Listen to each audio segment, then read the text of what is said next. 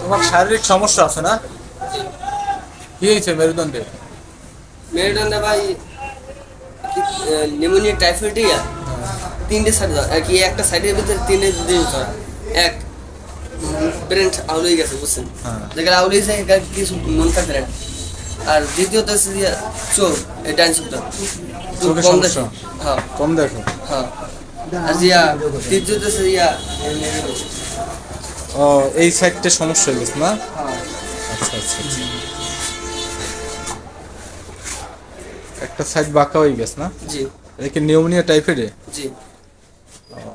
কত বছর বয়স হয়েছিল টাইফয়েড?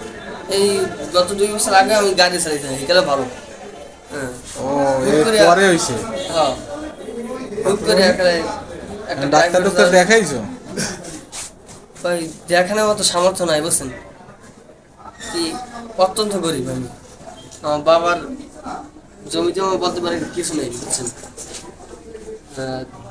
যা ছিল চাচিয়া চাচারা বাগবান্টা করলে ইয়ে।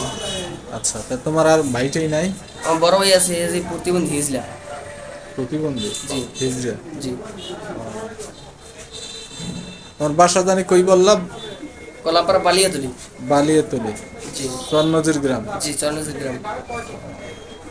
বাবা আছে বয়স্ক না? জি আচ্ছা। মা অসুস্থ? জি তোমার এই অবস্থাটা, সংসারের বোঝা তোমার কাঁধে নাকি? জি। এ দিয়ে সংসার চলে? ওই আল্লাহ পাক মোটামুটি চালায়। আচ্ছা। ওই মনে করেন 500 টাকা আছে, 102 টাকা থাকে। 7 দিনে টাকা থাকে সর্বোচ্চ? জি